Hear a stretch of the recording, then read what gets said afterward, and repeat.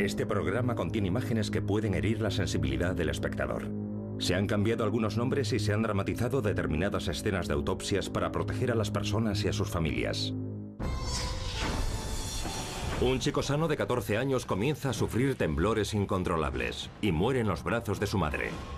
Cuando llegó la ambulancia, su corazón sufría convulsiones y no consiguieron reanimarlo.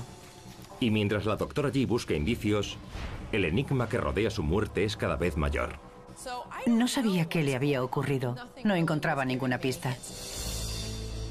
Y después, un hombre se queda dormido en el sofá después de beber en exceso. Y ya no vuelve a despertar. Podía padecer algo que se manifestó de pronto. No lo sabremos hasta que le hagamos la autopsia. Y su hermana busca desesperadamente respuestas. Me gustaría saber qué le ocurrió a mi hermano. Era demasiado joven para morir.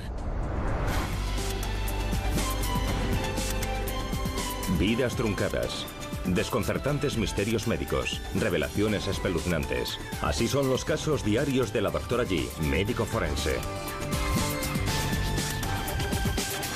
Tormentas mortíferas. Vamos allá.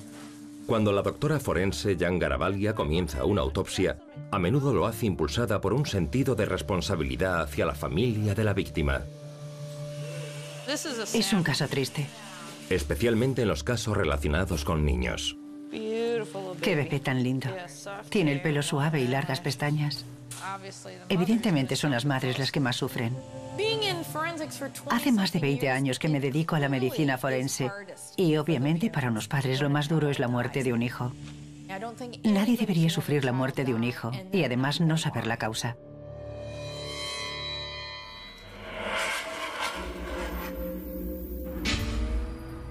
Durante un tórrido agosto en Kissimmee, Florida, Nick Balsano, de 14 años, pretende disfrutar al máximo sus vacaciones de verano como haría cualquier niño. Pero solo una semana antes de que comiencen las clases, empieza a sentirse enfermo. Dijo que le dolía un oído. Poco después empezó a dolerle la cabeza y luego a sentirse enfermo. Empezó a tener fiebre, a vomitar. Durante los siguientes 3 días, la salud de Nick se deteriora rápidamente. Y su madre Linda está cada vez más preocupada. Le dio suero fisiológico y algo para intentar evitar los vómitos. Pero nada parece funcionar. De repente, el cuerpo del adolescente comienza a temblar incontrolablemente. Aterrorizada, Linda marca inmediatamente el número de emergencias.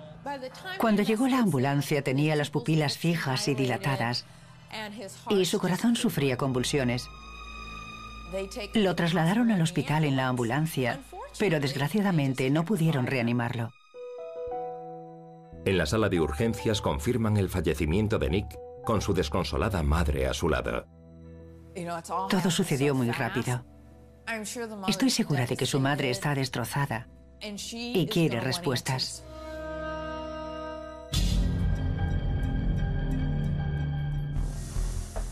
Vale, déjame ver aquí. Doctora G, ¿ha visto esto? Estoy cada vez más confusa. ¿Dónde queréis que ponga sus cosas? Jueves, 5 de la tarde. Ha sido un largo día para el personal del depósito de cadáveres del Distrito 9. ¿No os parece que hace mucho calor? Hace mucho calor, es la peor época del año en Florida, agosto y septiembre. Pero la doctora G todavía tiene pendiente el caso de Nick Balsano, de 14 años. No es habitual que nos llegue un chico de 14 años. En un depósito de cadáveres no solemos ver niños entre los 2 años y el final de la adolescencia. A esa edad ya han sido diagnosticadas la mayoría de las anomalías congénitas y no suelen enfermar gravemente en poco tiempo. Los que llegan suelen fallecer en accidentes de tráfico o caídas o ahogamientos y no suelen llegar al depósito. Vale, veamos. Comienza revisando el expediente del caso en busca de alguna pista que pueda ayudar a explicar la misteriosa muerte del adolescente. No estamos seguros de lo que le ocurrió, Sabemos que pasó 3 días con fiebre, malestar, dolor de cabeza y vómitos. Pero según el informe, los médicos de urgencias que trataron a Nick sospechan cuál fue la causa de su muerte. Creen que probablemente padecía una meningitis bacteriana, pero murió demasiado rápido para ser diagnosticada. La meningitis bacteriana es una inflamación mortal de las meninges, que son las membranas protectoras que recubren el cerebro y la médula espinal. Los síntomas clásicos de la meningitis son fiebre y después probablemente dolor de cabeza, rigidez en el cuello y vómitos.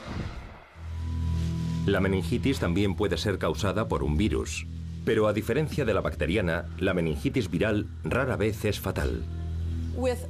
La tasa de mortalidad de la meningitis viral es inferior al 1%. Es mucho más común, no suele causar problemas y no siempre hay que tratarla. Pero una meningitis bacteriana hay que tratarla muy rápidamente, porque muchas veces el paciente empeora más y más. Puede morir de forma relativamente rápida. O si no fallece, sufrir complicaciones a largo plazo si no es tratado rápidamente con antibióticos. ¿Habrán anotado su temperatura? Veamos. Dados los síntomas de Nick y su rápido empeoramiento, la doctora cree que los médicos de urgencias podrían estar en lo cierto. En el hospital pensaron que padecía meningitis meningocócica, un tipo de meningitis bacteriana, y yo también creo que es la causa más probable. Pero de ser cierta, esa teoría podría ser muy preocupante. Si realmente es meningitis, debemos preocuparnos por quién ha estado en contacto con él en su casa, entre sus amigos, los que estaban en urgencias.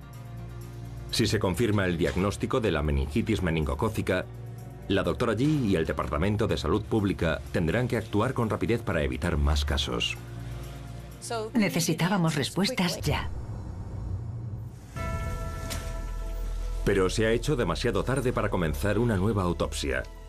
La mayor parte del personal del depósito ya se ha ido. Y aunque la doctora G no podrá examinar el cuerpo de Nick hasta mañana, hay algo que sí puede hacer ahora mismo para obtener un resultado inmediato.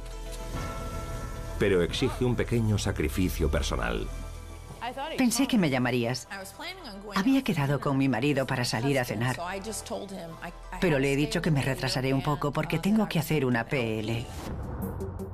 Una PL o punción lumbar es un procedimiento habitual en los casos sospechosos de meningitis. Consiste en la extracción del líquido que rodea la médula espinal para buscar bacterias. Jimbo? Yeah. I bring you a latte. It's all that. A latte? It's there for you. Oh, I can't drink it in here. El marido de la doctora G, el doctor Mark Wallace, especialista en enfermedades infecciosas, ya estaba camino del depósito cuando recibió su llamada. Cuando Mark llegó, tenía preparado el cadáver. Pero este sencillo procedimiento conlleva cierto riesgo. La meningitis bacteriana puede seguir siendo contagiosa post-mortem.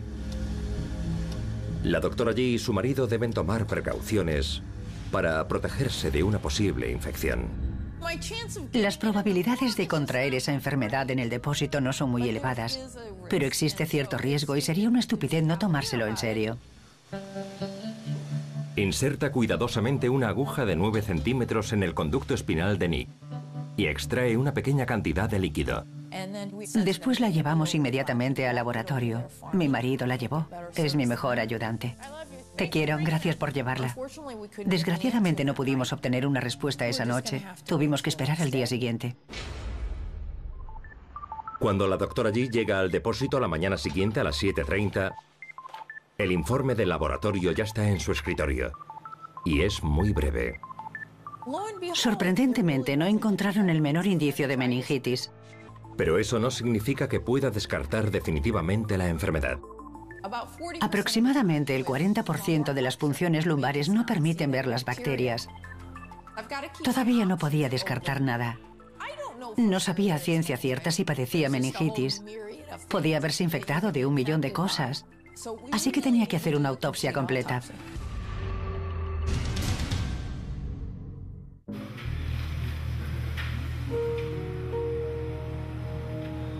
La doctora G pretende encontrar la causa de la misteriosa muerte de Nick Balsano, de 14 años, que falleció tras 3 días de fiebre, dolores de cabeza y vómitos.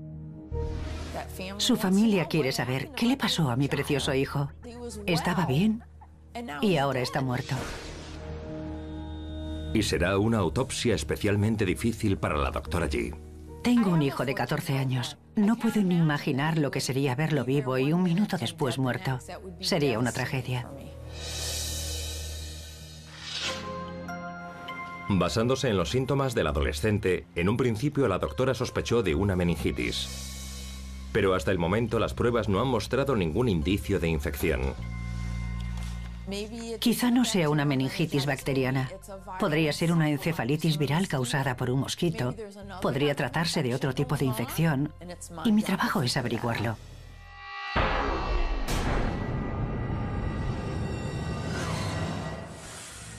Deberíamos usar máscaras. Todavía no sé de qué murió. Como en todos los casos en los que existe riesgo de contagio, la doctora G y su equipo deben tomar algunas precauciones básicas antes de comenzar la autopsia. En todos los casos con síntomas de fiebre, enfermedad o malestar, debemos ser muy cuidadosos. Lo más probable es que no contraigamos nada, pero no hay ninguna razón para correr el menor riesgo. Con la ayuda del asistente Tom Henfield, la doctora G examina minuciosamente al adolescente. Era un chico muy guapo. Explora centímetro a centímetro el cuerpo de Nick, prestando especial atención a cualquier indicio de infección. Has hecho un examen general. ¿Parece sano o parece enfermo? ¿Tiene alguna erupción? Eso es lo que busco. Pero al menos exteriormente, el chico parece haber gozado de buena salud. No vi indicios en su cuerpo. No tenía ninguna erupción. Ni siquiera parecía estar enfermo. Algunas personas que llegan al depósito parecen enfermas y otras no, y él no lo parecía pese a haberlo estado durante 3 o 4 días. El examen externo no iba a darme ninguna respuesta definitiva.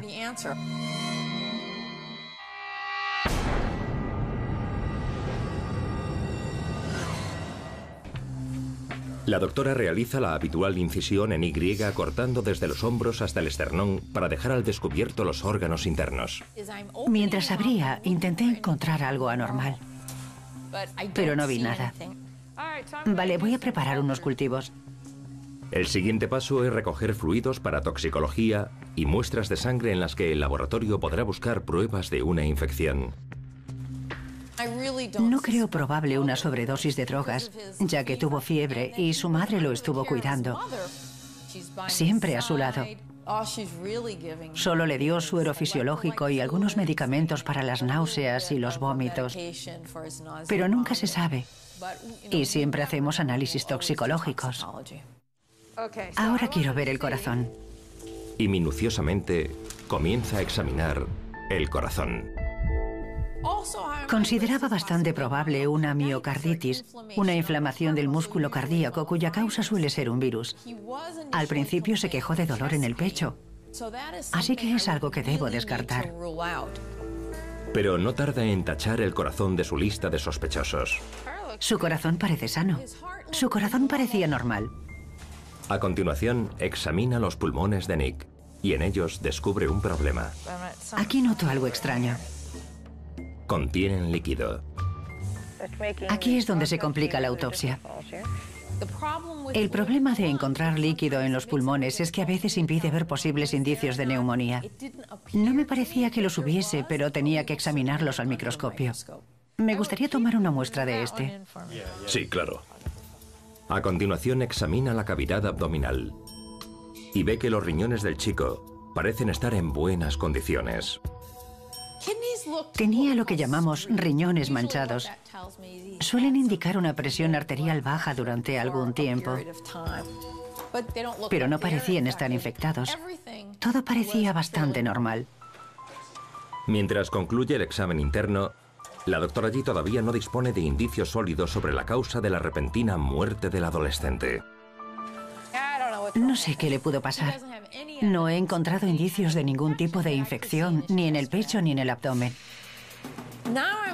Estaba un poco preocupada. Necesitaba diagnosticar qué padecía y esperaba encontrar la respuesta en su cerebro.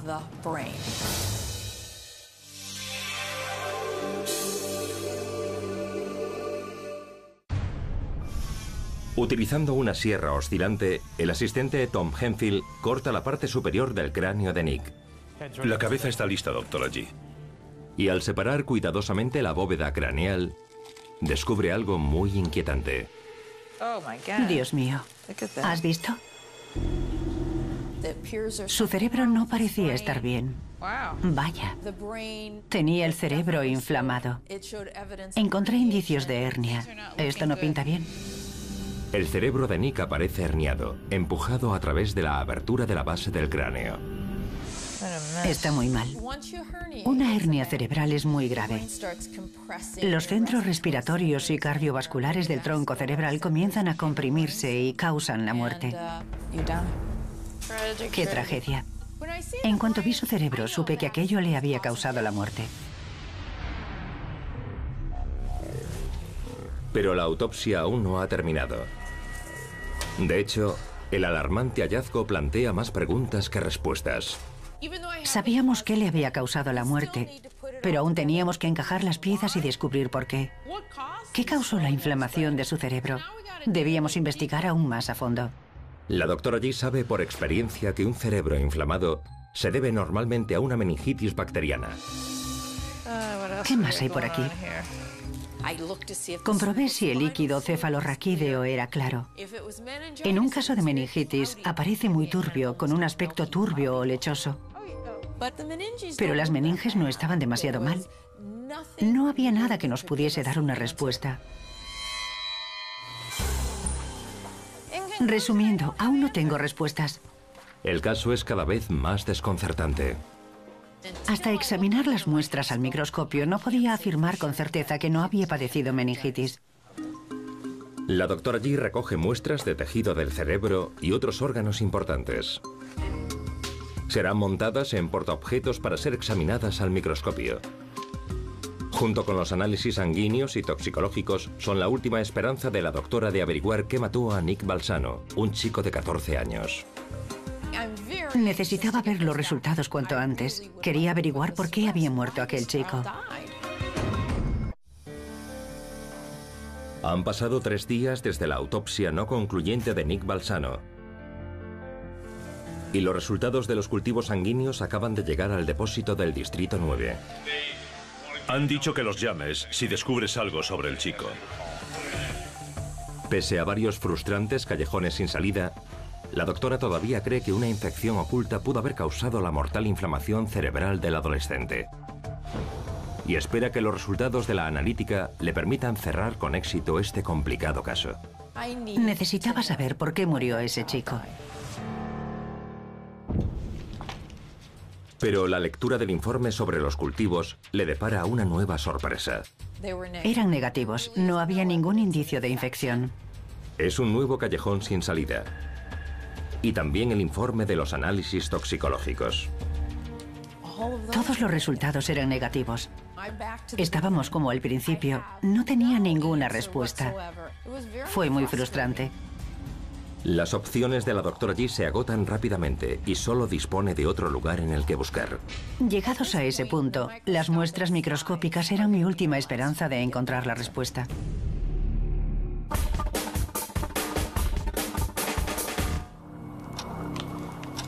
La doctora G examina el tejido cerebral de Nick al microscopio. Y lo que descubre es poco menos que increíble. No podía creer lo que estaba viendo.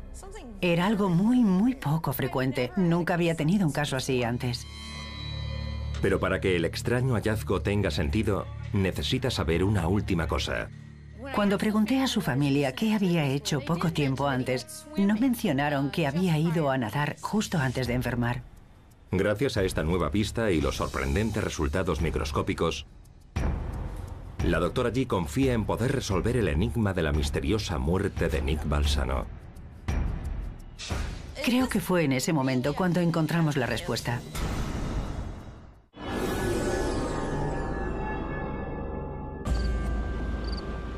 En pleno agosto, durante las vacaciones de verano, las temperaturas en Kissimmee, Florida, son elevadísimas.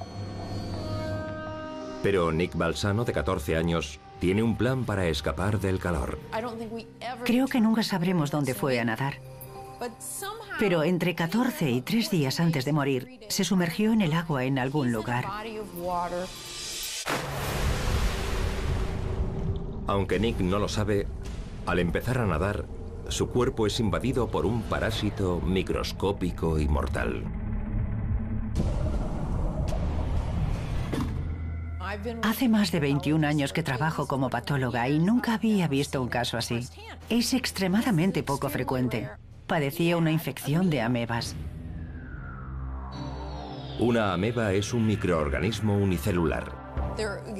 Hay muchos tipos diferentes de amebas, pero esta puede infectar el cuerpo humano. Es la Naegleria fowleri. La Naegleria fowleri es conocida como la ameba comecerebros. Sorprendentemente vive en cuerpos de agua fresca y caliente de todo el mundo. Sin embargo, el riesgo de sufrir una infección es muy bajo. Esa ameba solo puede infectar a personas cuando la temperatura del agua supera los 26 grados. Por desgracia para Nick, ese agosto la zona central de Florida experimenta temperatura récord y muy pocas precipitaciones. Fue un verano excepcionalmente caluroso y seco, así que el escaso nivel de agua hizo aumentar la concentración de Naegleria. Este trágico conjunto de circunstancias plantea una pregunta inquietante. Si esa ameba prospera en cuerpos de agua dulce y caliente de todo el mundo, ¿por qué nos infectan más nadadores todos los años? Muchos niños nadan durante el verano, pero casi ninguno se infecta. Nadie sabe realmente por qué algunas personas contraen esta enfermedad mortal y otras no. Aunque la ciencia no disponga de una respuesta, una cosa es cierta. En cuanto el agua infestada de amebas entra en la nariz de Nick, se pone en marcha una cadena mortal de acontecimientos. Por la razón que sea, esa ameba consiguió abrirse paso por su nariz y superar sus defensas naturales. Entonces viajó por un nervio hasta su cerebro. Una vez dentro, la ameba comienza a alimentarse del tejido. El efecto en el adolescente es inmediato y catastrófico. Comienza a sufrir un dolor de cabeza. Además, no se encuentra nada bien. Y empieza a sentir cada vez más náuseas y a vomitar.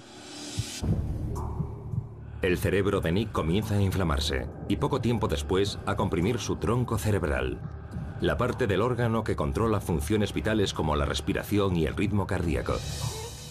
Fue entonces cuando sufrió convulsiones. Su cerebro había dejado de funcionar. A los 10 minutos de llegar al hospital ya había fallecido.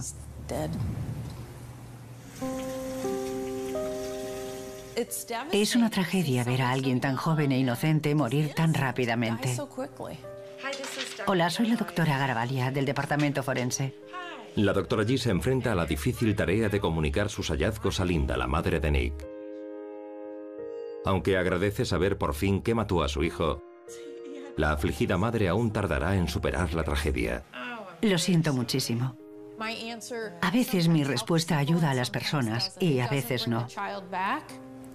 No puedo devolverte a tu hijo, pero hago mi trabajo lo mejor que puedo y consiste en encontrar la respuesta. Si hubiera ido antes al médico, ¿podría haberse salvado? Cuando esa ameba llega a tu cerebro, lo más probable es que te cause la muerte.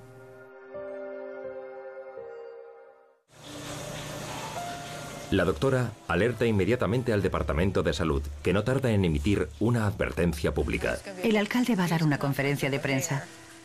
Pero no hay mucho más que puedan hacer. Steve, ¿a qué hora es la conferencia de prensa? No lo sé. ¿Es esto? No sabemos dónde se infectó con la ameba.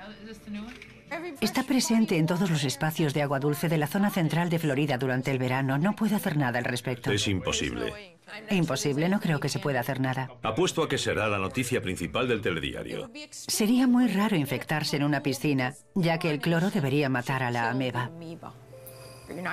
Tampoco puedes infectarte en el mar, pero sí en canales, en lagos. Incluso hay personas que se han infectado en charcas. No ha sido un mal día, salvo por esta tragedia. Vivimos rodeados por esa ameba. Pero no es algo que deba preocuparnos. Basta con unas sencillas precauciones. No nadar en agua que esté a más de 26 grados o usar tapones para la nariz.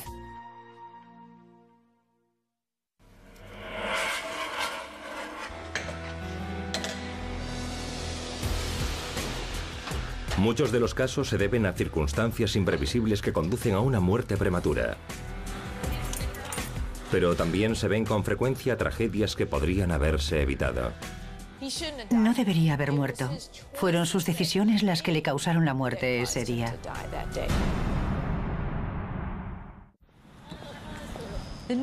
La construcción del nuevo depósito de cadáveres comenzó hace meses y hoy vamos a ver cómo avanza. Esperad a verlo. Este es el nuevo depósito de cadáveres. Todavía le faltan algunos retoques. Las instalaciones ya están. Faltan algunos muebles. Las luces ya están y nos encantan. 3 refrigeradores. Tenemos tanto trabajo que ya no había espacio suficiente para todos los cuerpos en el refrigerador. Están instalando un suelo especial. La madre de todas las salas de autopsia. La sala de descomposición. Eso me gusta. Ni siquiera tendremos que empujar las puertas. Muy bien. Después de una autopsia, muchas veces el resto del personal no nos deja comer en la sala de descanso. Así que tendremos un comedor exterior en el que podremos comer después de una autopsia, sobre todo la de un cadáver en descomposición, sin molestar a nadie. Lo creéis o no, ese olor persiste. Mira qué fácil. Los empleados que se portan mal acaban aquí. Tenemos uno en cada edificio. Tienen que cumplir aquí el castigo que les haya impuesto la doctora G. Tenemos que volver al trabajo en el otro depósito.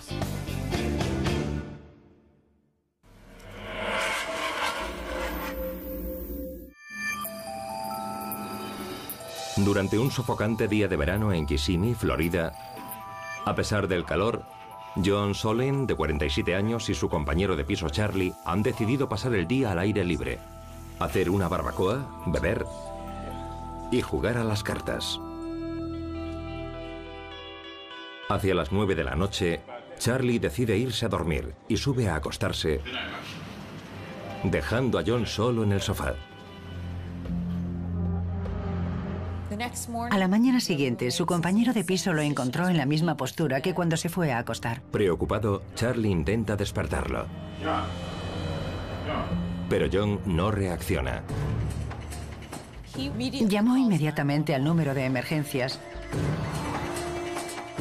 pero al llegar comprobaron que ya estaba muerto.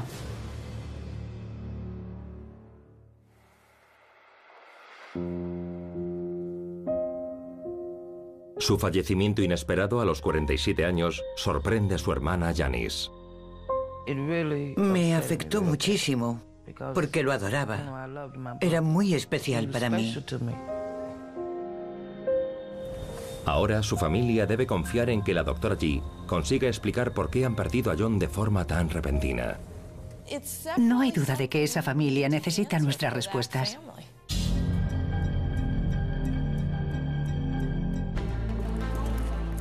Son las 9 de la mañana y comienza una nueva jornada en el depósito de cadáveres del Distrito 9. Pero la doctora ya sabe que será un día ajetreado. Tenemos muchos casos entre manos. Un accidente de tráfico por exceso de velocidad, un hombre que intentó hacer surf sobre la parte trasera de un coche. Pero el primer caso del día es la inexplicable muerte de John Solin. Es un hombre afroamericano de 47 años que apareció muerto en su sofá. Mientras los asistentes preparan el cuerpo de John para la autopsia, la doctora repasa los acontecimientos anteriores a su muerte y no tarda en encontrar algo preocupante.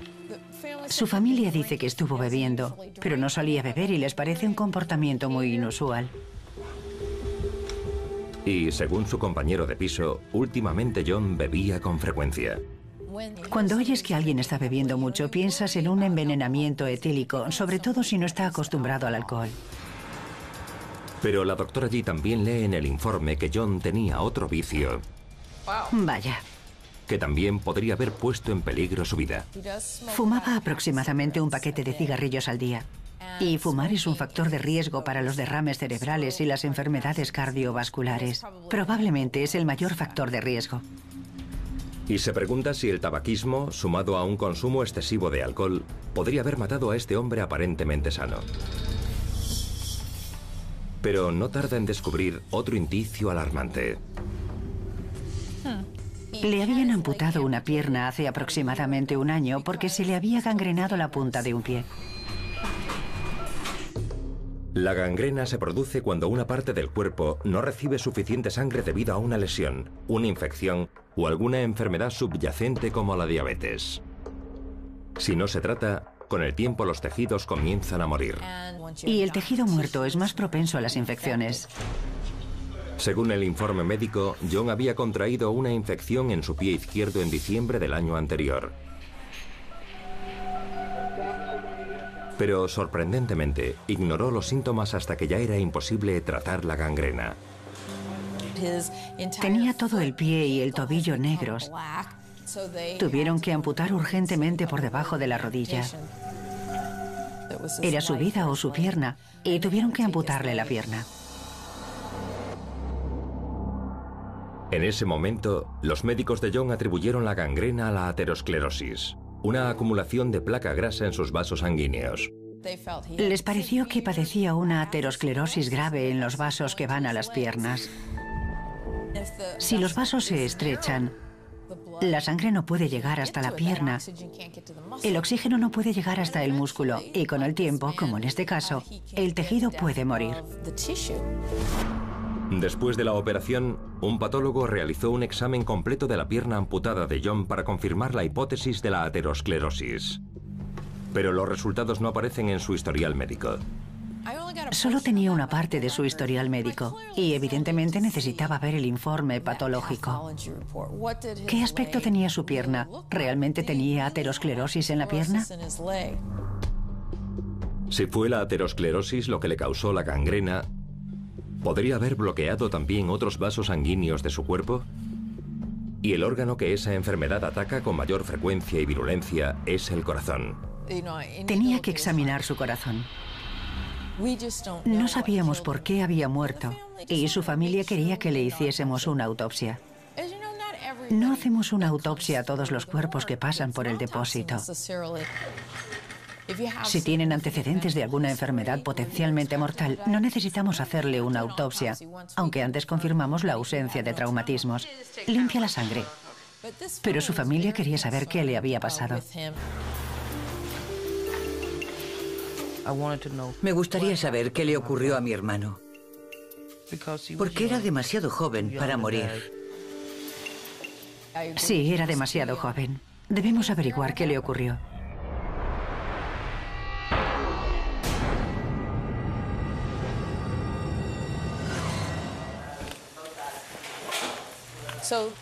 Durante el examen externo, debíamos buscar indicios que nos pudiesen dar información sobre lo que le sucedió. Solo el pecho.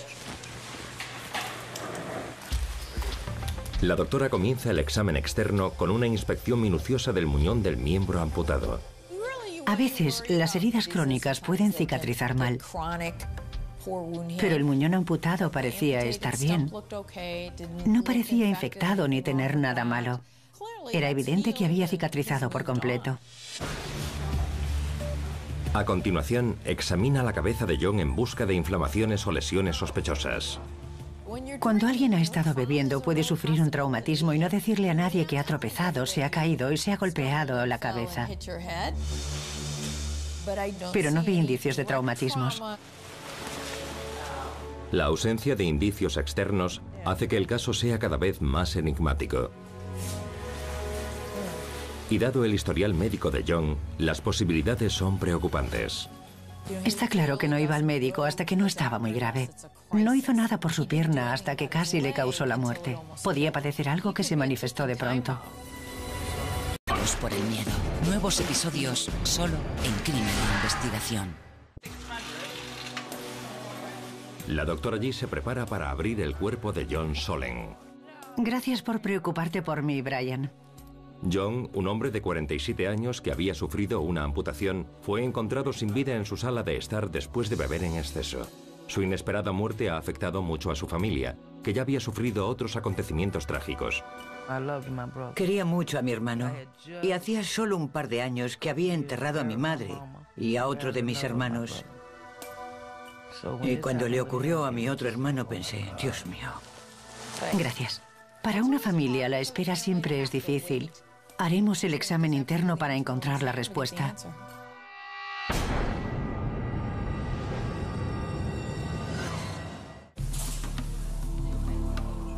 ¿Lista? Lista. Hice la incisión en Y. Y antes de examinar ningún órgano, tomé muestras para el análisis toxicológico porque existía la posibilidad de una intoxicación alcohólica. La doctora Yi extrae del cuerpo de John muestras de sangre y orina para su análisis. A continuación, examina los órganos abdominales. Le preocupa que el alcohol pueda haber jugado algún papel en su muerte, así que comienza por el hígado. A veces la gente puede beber tanto que su hígado se vuelve tremendamente graso. ¿Tenía el hígado graso e inflamado por el consumo excesivo de alcohol? Pues no. Examina los demás órganos abdominales de John en busca de algo que pueda ayudar a explicar su repentina muerte.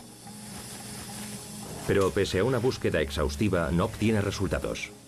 En general, sus órganos abdominales parecían normales. A continuación, examina la cavidad torácica de John.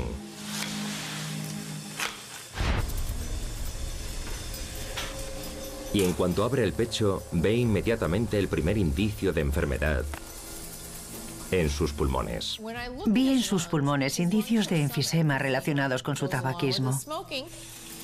Y eso no es todo. El pulmón derecho pesa 640 gramos. Cuando extrae los pulmones encuentra un indicio desconcertante. Una pequeña zona de fibrosis o cicatrización. No pudo haberlo matado, pero no estaba segura de su causa. Así que extraje una muestra para examinarla al microscopio. Sí, adelante. Y a continuación examina el corazón. Su historial médico sugiere que padecía aterosclerosis en una pierna. Y la doctora Yi se pregunta si también podría haberse acumulado una cantidad fatal de placa en sus vasos cardíacos. Para averiguarlo comienza a diseccionar las arterias coronarias. Vale. Una a una. Examiné en primer lugar la arteria coronaria izquierda, cortando unos pocos milímetros. Parecía completamente normal, ni rastro de aterosclerosis. Después examiné sus ramas diagonales. Ni rastro de aterosclerosis. Examiné la arteria coronaria derecha y ni rastro de aterosclerosis. Ni rastro de placa. La verdad es que me sorprendió mucho. No había ni rastro. Pero entonces disecciona la arteria descendente anterior izquierda y encuentra inmediatamente lo que estaba buscando. Vi aterosclerosis, cierta acumulación de placa amarilla y un trombo adyacente. El trombo o coágulo de sangre es lo bastante grande para haber bloqueado toda la arteria. Y eso hizo que no llegase suficiente sangre a la parte frontal de su corazón. Era un ataque al corazón típico. Eso fue lo que realmente lo mató.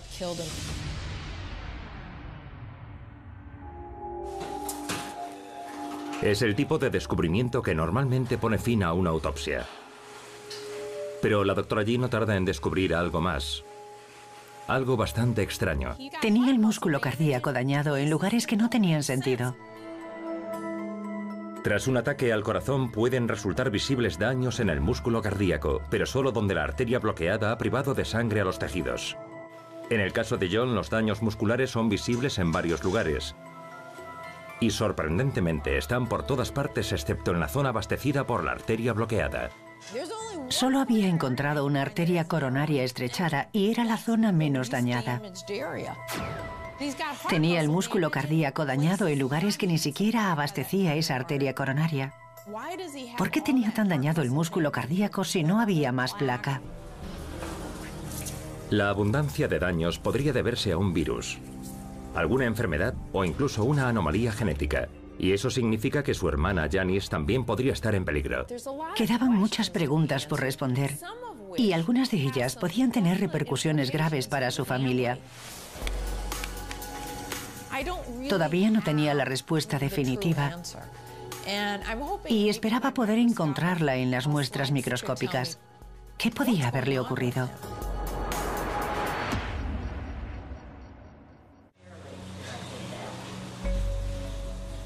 La doctora G acaba de descubrir que John Solem falleció de un ataque al corazón causado por un gran trombo coronario.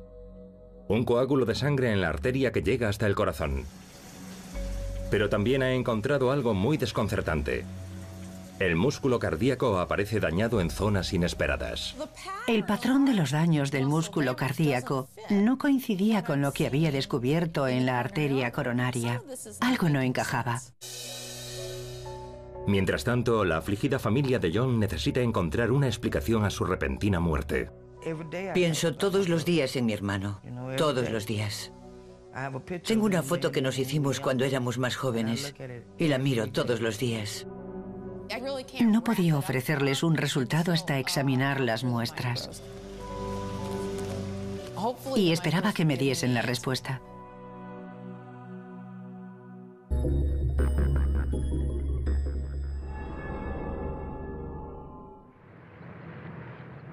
Dos semanas más tarde, la doctora G recibe las muestras microscópicas de los tejidos de John. Con la esperanza de identificar su misteriosa dolencia, inspecciona su tejido cardíaco a 400 aumentos. Confirmó lo que había visto a simple vista. En su músculo cardíaco había diversas zonas muertas. Pero de repente descubre un indicio increíble. Uno que no podría haber descubierto durante la autopsia. Mientras examinaba al microscopio su tejido cardíaco, descubrí algo que no me esperaba. Descubrí otro trombo en el músculo cardíaco. Pero eso no es todo. Al examinar su tejido pulmonar, descubre con sorpresa otro coágulo.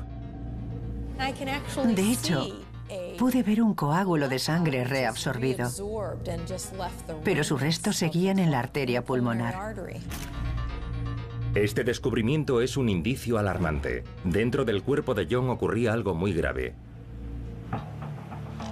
Y cuando la doctora G por fin recibe los análisis patológicos de la pierna amputada de John, todas las piezas del rompecabezas acaban por encajar. Había dado por hecho que padecía una aterosclerosis grave en la pierna. Pero al hacer una especie de mini autopsia a la pierna amputada, no encontraron ni rastro de aterosclerosis. Pero sí encontraron varios coágulos que impedían el flujo de sangre hasta la parte inferior de la pierna izquierda de John. Y los coágulos fueron la verdadera causa de la gangrena de John y su posterior amputación. Es un indicio crucial que permite resolver el misterio de la muerte de John Solem. Pensé que por fin habíamos encontrado la verdadera causa de su muerte.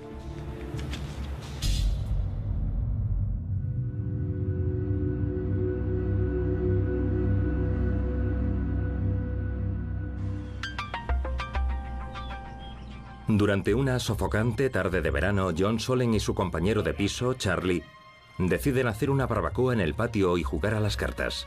Pero John no se comporta como de costumbre. Bebió alcohol y casi nunca bebía.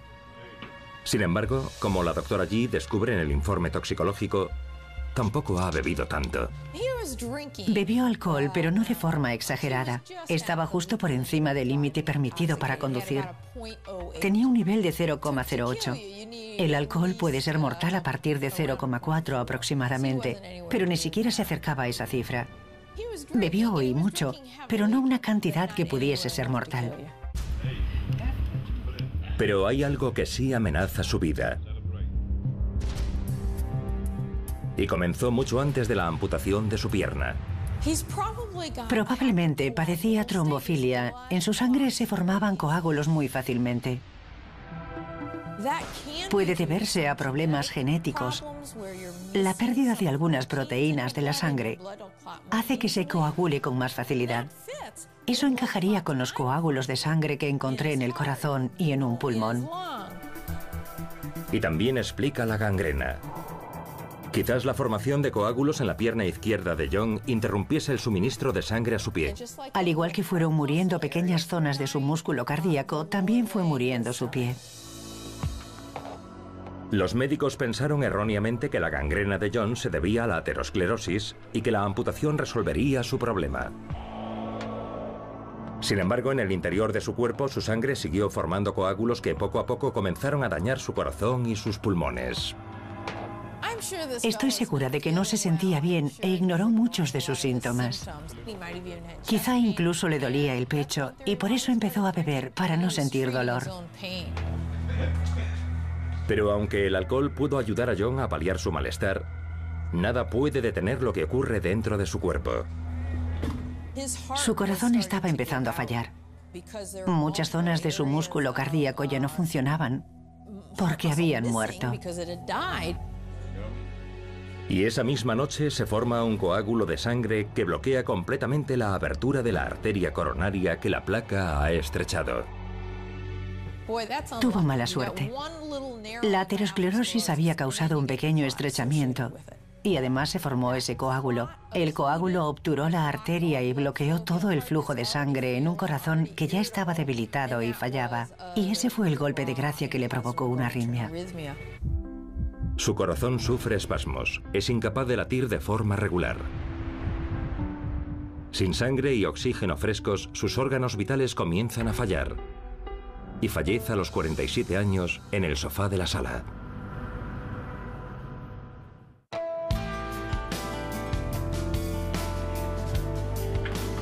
La doctora Jan Garavalia llama en primer lugar a Janice, la hermana de John, que recibe la noticia con cierto alivio. La doctora G me permitió pasar página porque, de no ser por la autopsia, nunca habría sabido qué le ocurrió realmente a mi hermano. Nunca lo habría sabido. Además, proporciona a sus familiares una información vital, ya que podría evitar que a alguno de ellos le ocurriese lo mismo. Podía tratarse de una anomalía genética que también podría afectarles. Debían decir a sus médicos que su hermano había desarrollado múltiples coágulos y hacerse las pruebas necesarias. Lo único que la doctora G lamenta es no haber podido evitar también la muerte de John. Como se dice a menudo, los patólogos lo saben todo, pero no pueden hacer nada. Ojalá le hubiesen diagnosticado la enfermedad cuando aún estaba vivo. Podrían haberle recetado medicamentos para evitar que su sangre se coagulase, pero es demasiado tarde.